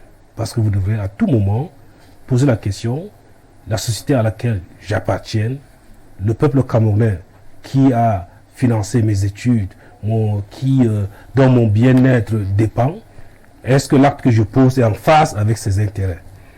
Je crois que c'est la question la plus importante. Lorsqu'on ne la pose pas et que ses intérêts sont en antagonie avec l'intérêt général, alors pour moi, vous êtes un influenceur négatif. Aujourd'hui, est-ce que nous avons éduqué notre jeunesse à être là, ces influenceurs positifs? C'est la question que je me pose. Très bien. Je vais passer la parole à Pierre Blériot. Presque la même question. Pierre Blériot, vous allez nous redéfinir de manière un peu plus concrète ce que l'on entend par influenceur dans un contexte comme le nôtre. Et maintenant, y a-t-il impact de ces influenceurs sur le terrain et surtout au niveau de la jeunesse camerounaise? Dès qu'on définit influenceur, on voit qu'il y a forcément impact. Parce que nous parlons d'un cadre précis. Les médias classiques ont existé, ils ont produit des stars, ils ont produit des modèles. Seulement, il s'est produit qu'à un moment donné, de nouveaux médias sont apparus. Nous les appelons les médias sociaux. Ceux qui se sont avancés, dans le cas du Cameroun, les premiers sur ces médias sociaux, étaient des gens qui, dans le cadre des médias classiques, n'auraient pas pu trouver de la place. Ils ont donc été les premiers à prendre place dans les médias sociaux. Ça, il faut retracer cette historique. Ils influencent des audiments différents. Les cibles sont différentes. Mais la masse critique, c'est bien des gens dont le niveau de compréhension est assez bas. Il faut une certaine psychologie pour capter la psychologie de ces masses. Le niveau de la psychologie du Camerounais, c'est celui du pauvre. Le pauvre aime parler des choses des autres, des biens des autres, de la richesse des autres, de la force des autres. Et nos premiers influenceurs avaient déjà fait ce diagnostic. Vous verrez donc qu'au Cameroun, pour parler du Cameroun, nos influenceurs sont des gens qui ont commencé à nous parler de leur richesse, des choses qu'ils avaient ou qu'ils n'avaient pas. On pouvait être dans une chambre en calabote, mais juste bien la garnir et faire des vidéos. On pouvait aller chez son oncle dans un lieu public très beau, prendre des vidéos. La jeunesse qui est captivée par le bling-bling, le paraître, s'est souvent laissée embarquer dans ce genre de choses. Est-ce que cet impact-là est positif? Dans la majorité des cas, non. Parce que vous avez 3 catégories d'influenceurs. Vous avez une catégorie qu'on appelle les coachs. Les coachs. Les coachs, c'est qui? C'est des gens qui prétendent avoir des connaissances particulières dans un secteur de la vie. Et qui veulent partager cette connaissance, cette expertise avec d'autres. Il y a donc des coachs de vie, des gens qui vous donnent des conseils sur les mariages. Ça veut dire très souvent une jeune fille divorcée ou qui n'a jamais pu être mariée ou qui a une idée avec petit i du mariage, s'érige en coach et donne donc des conseils aux femmes qui aspirent au mariage ou qui sont dans les mariages, sans déclamer son identité réelle et sans que ses followers prennent le soin de se rassurer si elles-mêmes pouvaient justifier d'une certaine expérience de la chose dont elles parlent. Dans ces cas-là, on a beaucoup... Je lisais, ils sont coach homme comme coach femme. Je lisais dernièrement une femme qui se plaignait qu'à force d'avoir écouté son coach homme, qui lui avait dit qu'elle était faite pour être la femme d'un grand monsieur. Elle a commencé donc à tromper son mari qui avait des revenus modestes. Et elle le faisait avec un grand monsieur qui l'a utilisé pour un temps. Parce que nous qui sommes dehors, nous pouvons vous dire, je dis à ma jeune sœur qui comprend très vite, que ce que tu entends à la télé là n'est pas toujours vrai. Les gens qui disent que je t'aime là, tu es belle, ce n'est pas toujours vrai. Beaucoup sont là pour t'utiliser pendant un temps. Et lorsqu'ils ont fini de le faire, ce n'est pas toi qu'ils attendaient. Il faut être un peu éveillé. Alors, ces influenceurs, ces faux influenceurs, j'ai parlé des coachs. Il y a des influenceurs à côté des coachs, il y a des conseillers dans plusieurs domaines qui disent être des conseillers financiers et autres. Très souvent, des gens qui n'ont bâti pour seule entreprise que Facebook eux-mêmes. Et qui vous disent, vous donnez des conseils sur la création, le suivi d'entreprise, ainsi de suite. Il y a enfin les prédicateurs. Bon, à côté des prédicateurs classiques que vous avez, il y en a qui se servent de Facebook pour passer ce qu'ils appellent la bonne nouvelle. Il faut faire très attention sur l'origine des enseignements que vous avez. Qui sont ceux qui vous enseignent? Quel est le but de leur enseignement? Il faut faire très attention. Vous avez donc votre épouse à la maison, vous avez votre copine, qui se fait influencer par quelqu'un qui n'a aucun crédit, qui n'a aucune expérience de la chose dont il parle. Merci beaucoup, Olivia. Lorsque nous parlons donc de ces influenceurs, et beaucoup plus encore de ces influenceuses, avez-vous l'impression qu'il ou qu'elle influence réellement la jeunesse? Si il ou elle influence réellement la jeunesse, c'est de manière positive ou alors de manière négative? Non, parfois il faut parler de médias à 14h pour justement en déduire que c'est de façon négative que nos influenceurs et influenceuses influencent notre jeunesse. Parce que vous allez voir une jeune fille qui... Et puis il y a quelques ans, je vais essayer de dissocier. Il y en a, vous avez par exemple quelques-uns comme aussi le charismatique, Malox le Viber, c'est-à-dire qu'il s'érige souvent sur la toile en sensibilisateur, en ceci que très souvent il lance des pics du genre, faites attention, la vie de rêve qu'on vous présente sur la toile n'est pas toujours ce qui est dans la vie réelle. Parce qu'aujourd'hui, influencer, moi je peux taxer d'influenceur quelqu'un qui influence par ses idées. C'est-à-dire que j'ai créé ceci, je valorise ceci, je mets en avant une idée qui va aider le jeune, qui va apprendre à la jeune fille que non, même si je n'ai pas pu faire l'école, je peux apprendre moi-même, autodidacte, voilà. Je peux être autodidacte. Ou bien se former à un métier. Je peux me former à un métier. Il y a la coiffure. Il y a la coiffure, il y a la couture, etc. Au lieu de rester à la maison. Et comme ça, je suis sûre de gagner 10 francs ou 5 francs par mois. Enfin, celle qui est devenue influenceuse, c'est Fianga ou Fianga. Cynthia Fianga. Apparemment, elle a été inscrite dans une école de formation, soit en hôtellerie, soit en quoi là. Mais apparemment, elle est repartie. C'est une vie. Elle ne pouvait pas rester là-bas, c'est pas ce qu'elle voulait. Ça ne lui donne pas la célébrité, elle est cachée. Elle a besoin de s'exhiber. Non, elle ne peut pas montrer ses actions TikTokeuse.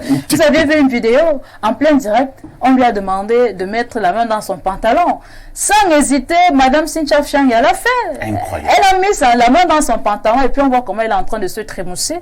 Vous pensez que Cynthia Fianga, elle a vu ça où? Elle a vu ça chez ses précédentes influenceuses.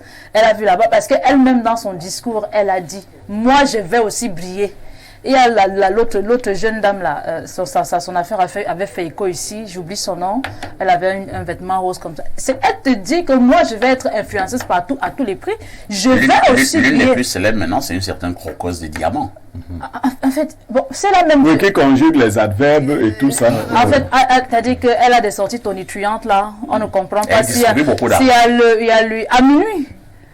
Et laissez-moi vous dire que des personnes sont prêtes à aller la rencontrer à minuit parce qu'elle veut de l'argent. Et c'est ce que j'ai très souvent l'habitude de dire sur ce plateau, qu'on a réussi à infantiliser les Camerounais à cause de la souffrance. C'est-à-dire que dès que la moindre opportunité de gagner de l'argent facilement se présente, on y accourt sans aucun problème. Olivia, je vous pose une autre préoccupation. Lorsque vous observez certains, excusez-moi, peut-être l'expression sera forte, hier qui n'était rien du tout, des bons zéros, 6 mois plus tard, parce qu'il est devenu influenceur et influenceuse, il a déjà des grosses voitures, des Range Rover, des Lexus, dernier cri. Attendez un peu, cette affaire d'influenceur et influenceuse au Cameroun, est-ce qu'à un moment donné, elle ne cache pas autre chose? Ça cache quelque chose parfois ici, j'ai l'habitude de le dire. Quand une femme ou un homme se lève, 6 mois d'influence sur Facebook, on a eu ce débat à la rédaction. Est-ce que vous savez que pour avoir bénéficié de l'argent, avoir les retours de Facebook ou de YouTube, il faut que votre page soit ouverte à l'étranger. Si votre page est ouverte ici, vous n'avez absolument rien. Par conséquent, qu'est-ce qui se passe?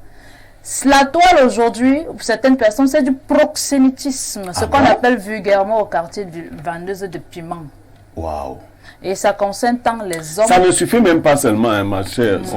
Ce serait trop facile. Si on vendait seulement le piment, ça veut dire que le piment là coûte déjà trop cher. C'est même quelle quantité de piment qu'on vend comme ça. Non. Non, le piment là ne coûte pas si cher que ça. Parce que le piment de Cynthia Frank, je ne sais pas qui va dire. Donc la vérité, c'est que ces enfants, pour la plupart, sont dans des sectes pernicieux. Ah bon? Oui. Voilà la réalité. Oh là là. Vous vendez, vos piments coûtent combien? Donc, les jeunes, et vous verrez même ce que vous avez cité là, le modus operandi, c'est-à-dire que la technique d'opération qu'on utilise, c'est de montrer que les autres ont réussi matériellement. Ouais. Quelqu'un qui veut influencer positivement la jeunesse n'a pas besoin de montrer sa richesse. Vous comprenez? Je n'ai pas besoin de vous montrer mes biens. Je vous dis ce qui est bien pour vous. Quand le prêtre scelle le mariage chez les catholiques, est-ce qu'il est marié? Non. Je vous dis ce qui est bien pour vous. Si vous voulez, vous le suivez. Je n'ai pas besoin d'exhiber ce que j'ai. En fait, on leur donne des moyens dans les loges secrètes pour qu'ils viennent faire du prosélytisme. Ils viennent capturer de nouvelles âmes qu'on va amener dans cette affaire. La plupart des comédiens qui sont devenus TikTokers, influenceurs au Cameroun, des garçons, ils s'habillent en femmes. Pour la plupart, c'est des homosexuels. Pour la plupart, et c'est connu. Vous les voyez déjà, ils voyaient déjà les mariages. Quand j'avais commencé à dire ça ici, on disait non, non. Un homme, quand nous faisions de la comédie, et Cindy Mindia nous faisait de la comédie, et Dave Mokhtar nous faisait de la comédie, quelle est cette nouvelle comédie où les hommes doivent se transformer en femmes pour faire rire? Tous ceux qui se transforment en femmes pour faire rire sont des homosexuels. C'est clair. Un homme n'a pas besoin d'avoir un visage féminin pour amuser les gens.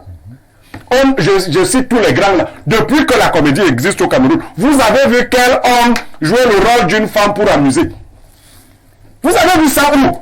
On veut vous entourlouper dans une affaire. On ne s'habille pas en femme pour faire rire quand on est homme.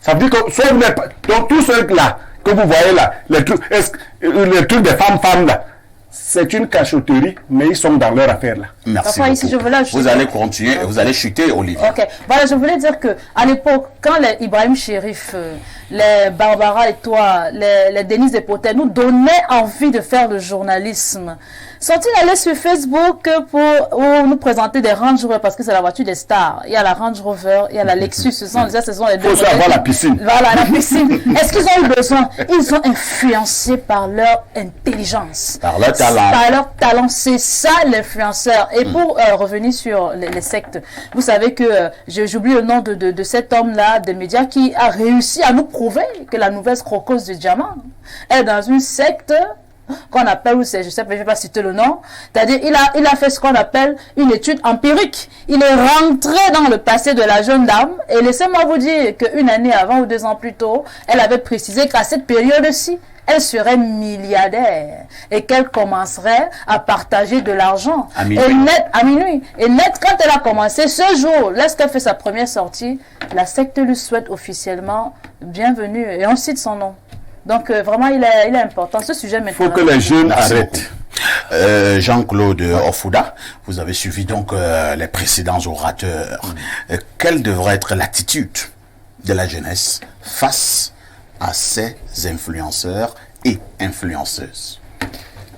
Parfait, ici, c'est vrai que dit comme ça a été dit par les prédécesseurs, on a plutôt envie de pleurer cette jeunesse-là qui est condamnée pratiquement. Et donc, quand je parle de jeunesse ici, c'est celle qui a encore une once de raison. Parce que c'est un peu comme si on avait zombifié toute la jeunesse camerounaise qui, de plus en plus, est plutôt vouée à tout ce qui flash, le bling-bling. Et puis, on a l'impression que c'est une jeunesse qui est en quête de repères, ce qui n'est pas faux, parce que les repères qui pouvaient encore rester jusque-là, en réalité, sont en train de les conduire en brousse. Donc, du coup, c'est une jeunesse qu'on devrait plaindre. Par contre, on parle d'influenceurs ici, je vois plutôt des gens qui sont en mal de se faire connaître. Et donc, du coup, il y a plusieurs façons de se faire connaître. Soit on est positivement connu, soit on est négativement connu. Et de plus en plus, on est négativement connu. Il y en a qui effectuent. C'est un peu comme le phénomène des bons pasteurs, des bonbons pasteurs là, qui très souvent ont un passé assez douteux.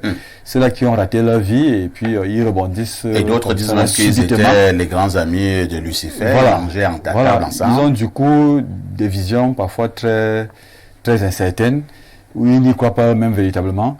Et malheureusement, c'est le propre justement de la génération actuelle, comme je l'ai dit au départ, qui a perdu tous ses repères. Du coup, je me rappelle, j'ai plutôt l'impression qu'on est en train de matérialiser là ce que j'avais lu dans un livre, je crois que c'est sur le chemin d'Emmaüs, où un suppôt du diable a bossé dans un cimetière pendant pratiquement 20 ans, et où il décrivait qu'il y a toute une vie qui abat. Donc, il est d'accord avec Blériot. Il allait chaque jour au travail, il allait dans un cimetière, et puis il y a toute une activité. Sauf que c'est lui qui régulait là-bas, avec tous ces fantômes-là et tout le reste. Et il expliquait que quand vous voyez que les vivres ont disparu sur les étalages des marchés, c'est que les fantômes ont tout acheté, et puis ils sont partis avec. Et donc, ils font tout en réalité. C'est un combat permanent. Le manichéisme, il est réel. Le bien et le mal qui se côtoient. autant le diable s'arrange à récupérer ceux-là qui veulent emprunter le chemin du paradis, autant de l'autre côté aussi, c'est un combat permanent. Donc du coup, aujourd'hui, nous en sommes à ce point-là où j'ai plutôt envie comme l'autre disait, que le diable s'habille désormais en Prada pour attirer les uns les autres. Il faudrait peut-être qu'on y mette une dose de spiritualité et peut-être même de spiritisme, parce que aujourd'hui, on n'est plus sûr de rien. Vous êtes avec votre femme sur le lit, dès qu'elle se retrouve dans une église de réveil, vous devenez le diable et tout le reste. Donc aujourd'hui... Et elle devient la copine du pasteur. Effectivement. Et vous êtes surpris qu'elle a déménagé, elle allait s'installer chez chez le pasteur.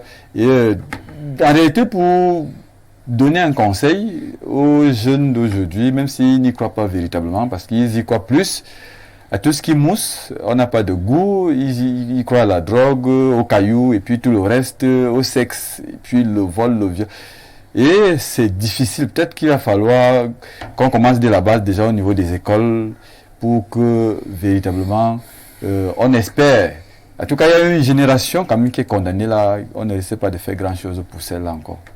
Merci Jean-Claude. Lisons encore quelques préoccupations des téléspectateurs. Tout à fait d'accord avec Niemek. S'il vous plaît, revenez sur ce sujet la semaine prochaine. Je vais vous détailler cela en plus de ce que Niemek atteste là. Monsieur Niemek a raison à 100%. Merci pour cette vérité. Les jeunes sont pourris et captivent davantage plus de proies. Nous, on sait et on voit. Et pour Crocos et Diamants, ne vous fiez pas vite aux premières informations. C'est Armel. Bonjour, parfait. Concernant cette histoire d'influenceurs, je me rappelle quand on était petit, on regardait des personnes qui étaient influentes et nous influençaient positivement. On regardait les journalistes, les médecins et beaucoup d'autres personnes qui nous faisaient rêver. Maintenant, ça a changé. Qui sont nos influenceurs aujourd'hui? Des anciennes prostituées, des personnes qui ont raté leur vie et tout ce qui suit. Regarde, au Cameroun, il y a carrément une femme qui vend les trucs mystiques. Ivana, chef d'État. Elle vend des charmes, elle vend des gros gris-gris et les choses pour durer sur les femmes. Il y a les prostituées, tu ne sais pas comment elle fait et aujourd'hui elle roule en Range Rover. Elle dit qu'elle est chef d'entreprise, Coco Emilia. L'autre sans caleçon était dehors parce qu'elle sortait avec Samuel Eto'o. Elle est devenue influenceuse et écrivaine. On a même une qui n'arrive pas à payer le loyer, mais elle raconte qu'elle est millionnaire. Après, on la chasse comme une malpropre. Aujourd'hui, les jeunes ont des mauvais influenceurs. Malheureusement, le gouvernement encourage ce genre de pratiques. Ses membres du gouvernement sont à 90% dans les sectes exotériques et ce sont eux les plus grands acheteurs de piments. Et le diable s'en sert pour récupérer les âmes égarées. Prions seulement. C'est Cyril Dessos. Bon, Cyril, au niveau des membres du gouvernement, je ne sais pas si vous avez fait un sondage, hein. Donc, autre message. Bonjour, monsieur Parfait, ici, belle émission, mais j'ai un problème sur les propos de la dame. Si le blanc n'a pas créé le téléphone pour les recherches et autres, alors le qui ont mis les applications là sur le téléphone? Le Bassa, qui a mis... vous me faites lire des choses bizarres. Hein. Bon, vraiment, si vous n'écrivez pas bien, moi je vais souvent sauter. Hein. On risque de croire que c'est moi qui parle comme ça. Et je saute. Alors, monsieur Aïssi... Or, nous n'avons pas d'influenceurs au 237, mais des influents-putes qui détruisent la jeunesse. Le seul apport de ces gens-là, c'est de vendre le leur à la jeunesse inconsciente. Les seuls vrais influenceurs au Cameroun, surtout positivement, c'est le sage papa Paul Biya, tonton Franck Biya, maman Chantou et tonton Ferdinand Grongo. C'est Dominique Onkokoma, un team, Manon Mbirambani. Tu vas voir le message.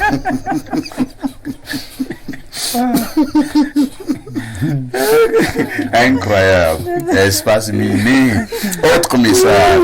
Parfait. Quand je regarde vos émissions, l'intellect de monsieur Blériot Niemek est cette capacité à avoir une lucidité exemplaire, quel qu'en soit le sujet posé sur la table. Je ne peux que vous vouer un souverain respect. Moi, je pense que les gens ont perdu leur repère et il y a le phénomène de facilité. Le jeune ne croit plus au culte de l'effort. C'est malheureux. Autre message. Bonjour chers voisins. Wallahi, je suis d'accord avec Blériot. Même si Cynthia Fiang en solde son piment à la poste centrale, je ne peux même pas goûter. Adalberto, je te jure que le nom souffre de cette affaire d'influence. Nos jeunes sont complètement perdus. Un fonctionnaire a même déjà du mal à épouser une femme, car toutes ces jeunes filles rêvent d'un homme qui a une grande maison, des grosses voitures et tout le bling bling qui va avec. C'est Saïd DiCaprio depuis Garoua. Je vous amène au 241. C'est la Guinée quand tu reviens au Gabon. Gabon. C'est le Gabon. Bonjour monsieur Parfait ici. Merci pour vos thématiques toujours captivantes. Bonjour à vos panélistes toujours de qualité. Bonjour particulier à mon idole Niemek. C'est Armel Kemeni, Libreville au Gabon. Autre message. Bonjour, monsieur Parfait ici et ton panel déception, comme toujours. Juste pour vous dire de ne pas m'oublier par rapport au contact de monsieur Paul Bissot. S'il vous plaît, c'est d'une importance primordiale. Merci bien. Oui, je vais me battre pour avoir à nouveau le contact de monsieur Paul Bissot. Bonjour Parfait ici. La seule personne que j'influence, c'est mon épouse. Et cela se passe vers 4 du matin. Suivez mon regard, c'est Fred. C'est terrible. Bonjour le panel, tonton Parfait. Vous et tonton Blériot, vous influencez déjà avec votre beau journalisme. Vous êtes un modèle que nous autres voudrions suivre. Le reste là, ce ne sont que des sectes. C'est clair. Je ne les envie pas. Ça, je le jure. Car je sais qu'en ma qualité, j'influence en quelque chose de positif. C'est Patrick Slover depuis Mbometa, par Bengbis, village sans courant, sans eau, ni route. Ouais, beaucoup de courage. Les avantages sont la connectivité, la commodité et l'utilisation en cas d'urgence, tandis que les inconvénients sont les problèmes de santé, la distraction, la dépendance et le coût. Bonjour, c'était Miali et Miguel. Il parle de quoi? Du téléphone? Oui, l'usage abusif du téléphone. Autre message. Bonjour, Parfait ici. Il y a un dicton bambara qui traite d'un chef médiocre. Il s'énonce comme suit. Un manager médiocre est toujours à son meilleur niveau. Ne pas prendre de médicaments vaut mieux que prendre celui prescrit par un médecin médiocre. Les gens médiocres arrivent à tout parce qu'ils n'inquiètent personne. Il vaut mieux exceller en une chose que d'être médiocre en plusieurs. Rigaud est bon pour les rigolades. Pour le critère performance, ça ne vaut pas le coup. On dira simplement qu'un manager médiocre parle beaucoup, un bon dirigeant prévoit, un bon entraîneur inspire. Pour la dénonciation, le téléphone a tué la vie. En famille, aujourd'hui, on n'arrive même plus à manger à table et à être équilibré. La jeunesse d'aujourd'hui y trouve ses modèles. Entre croqueuses et coupeuses, biscuits et autres coachs qui influencent et déforment la vie de notre jeunesse, qui vit dans les nuages. L'Africain n'était pas prêt pour cette utilisation. C'est Fabio T. Waouh. C'est très bien écrit, hein, Fabio. Autre message là, perfecto. On vend déjà un bonbon alcoolisé à 25, alors qu'avant c'était 3 à 25. Le président de la Ligue des consommateurs n'a rien dit par rapport à ça. Vous ramenez cette affaire du président de la Ligue des consommateurs. Hein. Alors, je recommence avec vous, monsieur Bouba. Il nous reste pratiquement 7 minutes à passer ensemble. Monsieur Bouba, n'avez-vous pas l'impression que l'ordre gouvernant laisse faire? Lors de la dernière CAN, on a même vu le gouvernement inviter certains influenceurs et influenceuses aux frais de l'État, alors que parfois certains ont estimé que ces personnes étaient de moralité douteuse. Quel est le projet du gouvernement? C'est un complot? Vous savez, lorsque vous êtes dans une famille où les parents n'arrivent plus à subvenir aux besoins des enfants, il est plus difficile pour ces parents-là d'avoir une autorité sur eux. Dans nos pays africains en général et au Cameroun en particulier, nous sommes à 95% au chômage ou bien au sous-emploi. De ce point de vue-là, on enrage contre le gouvernement. Et on nous a appris à l'école que c'est le gouvernement qui doit créer l'emploi. On nous a appris à l'école que c'est le gouvernement qui doit développer notre pays. Du coup, nous sommes comme des enfants rebelles. Quand nous sommes bien des enfants rebelles, le père n'a pas eu une autorité sur nous. Nous sommes dans ce cas de figure. Il va donc falloir reprendre, c'est-à-dire se substituer la télé à nos universités.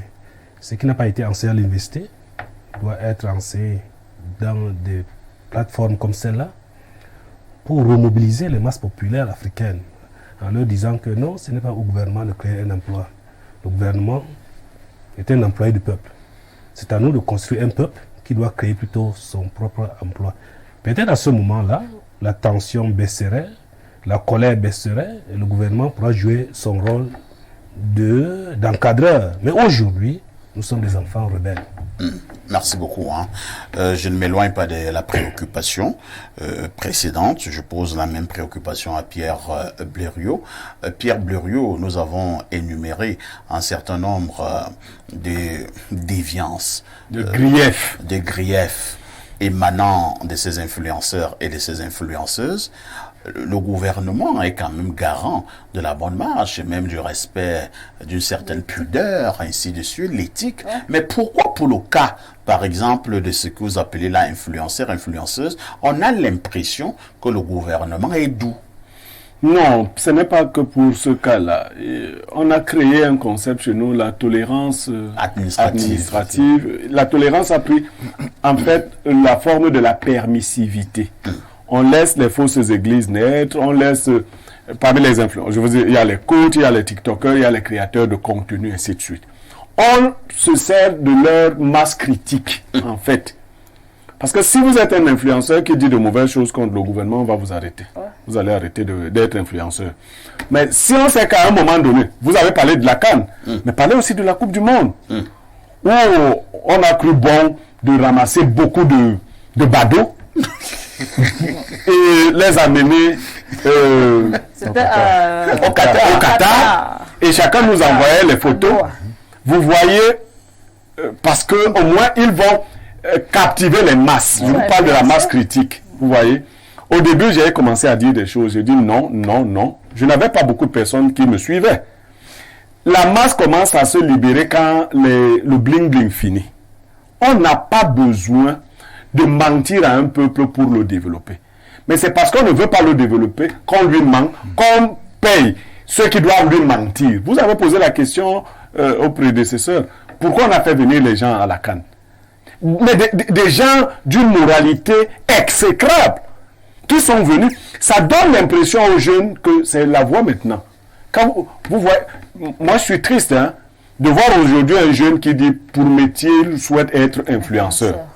Non, on ne choisit pas, à mon sens, de devenir influenceur. On peut faire très bien son métier et attirer ou s'attirer, n'est-ce pas, l'aura ou bien l'admiration des autres. Moi, mon métier ici, ce n'est pas d'être influenceur. J'ai appris des choses. Malheureusement, par rapport à ce que vous faites, vous influencez. Voilà, donc je le fais bon gré, mal gré. Mon rôle n'est pas ici de venir dire... Non, je n'ai même pas de page officielle Facebook. C'est vrai que les gens me bousculent, on me dit qu'il faut avoir une telle chose. Pour combattre les gens des sectes, je me conclue là-dessus. La richesse ne s'obtient pas en quelques jours. La richesse ne s'obtient pas en influençant. C'est en travaillant. Il faut travailler. Arrêtez de croire à ces choses. Mais les jeunes m'ont même dit qu'ils sont prêts à tout. Vous avez l'audio de ce jeune qui voulait vendre sa maman. Les jeunes sont prêts à tout. d'à peine 19 ans. Les jeunes sont prêts à tout pourvu qu'ils aient de l'argent, malheureusement. Les jeunes sont prêts à tout pourvu qu'ils aient de l'argent, malheureusement. Olivia Aboussal, en conseil, vous allez donner un conseil aux jeunes filles. Oui. Jean-Claude donnera un conseil aux jeunes garçons. Quel est le conseil que vous donnez aux jeunes filles qui vous regardent en ce moment? En fait, moi, je vais leur demander de travailler, d'être patiente. Dans la vie, la richesse se construit. Pour ceux qui ne sont pas nés riches, parce qu'il y en a qui sont nés riches. Avec une cuillère dans la bouche. Avec une cuillère en or dans la bouche. Maintenant, pour vous qui n'êtes pas nés riches, pour les jeunes filles, parce que moi, je suis une jeune fille, la richesse se construit. Moi, quand je me lève le matin, je me fixe un objectif. Et je me suis fixé un objectif jusqu'à, je crois, jusqu'à 40 ans. Et je sais comment je vais arriver jusque-là. Je prends le temps de travailler. Je ne cède pas à toutes les mauvaises caprices. Et je me dis, dans 2, 3, 4 ans, je vais monter des projets qui vont me donner de l'argent. Je n'imite pas les grands influenceurs et les grandes influenceuses. Non, ne copiez pas cet exemple-là parce que c'est du mensonge. C'est du leurre, c'est de l'illusion. Si vous rentrez dans la vie profonde de ces gens-là, vous allez vous rendre compte qu'ils sont même plus malheureux que vous. Et puis je vais sortir, parfois ici, on a oublié un exemple criard, celui de la jeune TikTokeuse qui a raflé toute la gloire au Cameroun à une époque par ses TikTok, ses challenges, littéralement dénudés, mais fort malheureusement, elle est un exemple pour la jeunesse. Oh, cette jeune fille a été mon élève, hein. On l'appelle Diana Bouli. J'ai été son professeur de philosophie en terminale. Je veux dire ici que c'était la meilleure élève de philosophie, mais je ne sais pas ce qui lui est arrivé. Hein. La philosophie a joué dans sa vie. Non, elle a quand elle a commencé, elle faisait dans les trucs, elle nous montrait les anciens musiciens, c'était classe. Je crois qu'elle a fait un revue. Après un revirement à 180 degrés. Voilà. Jean-Claude, en 30 secondes, vous parlez aux jeunes garçons qui nous regardent ce jour sur Espace Mini. Il faudrait juste que les jeunes sachent que l'argent facile n'est jamais facile. Et il n'y a pas de génération spontanée. Il faudrait savoir d'où est-ce qu'on est parti pour atterrir à un certain niveau. Il faudrait que les gens croient au travail parce que ça existe encore. Il faut travailler encore et croire en soi. Il faut travailler encore et croire en soi. De toutes les façons, nous continuons à travailler et nous allons continuer à gagner honnêtement notre pain. Je suis de ceux qui pensent que obtenir de l'argent, surtout beaucoup d'argent, ce n'est pas aussi facile. À chaque fois qu'on vous parlera de l'obtention de l'argent de manière très facile et très banale, commencez à vous poser des questions. Attention aux influenceurs et aux influenceuses. D'autres concluez. Merci à Mr. Bouba, idéologue qui était là ce matin, mon consultant de tout Amblero était également là. Merci à nos deux enfants à la maison qui sont venus nous accompagner ce vendredi. Jean-Claude Fouda, journaliste à Info TV, mais également Olivia Boussal, journaliste également à Info TV. Dans quelques minutes, 12 heures, vous allez avoir le journal de la mi-journée. Ce soir, à 19h, journal en anglais, 20h, journal en français. Ne ratez surtout pas la rediffusion de ce programme. C'est tous les soirs à partir de 22h30. Dimanche, 11h30, je serai des vôtres dans le cadre du grand débat de la semaine. Vous appellerez cela libre expression, tout en vous souhaitant un excellent week-end. Je vous pose néanmoins une question. Avec tout ceci, que faites-vous encore ailleurs?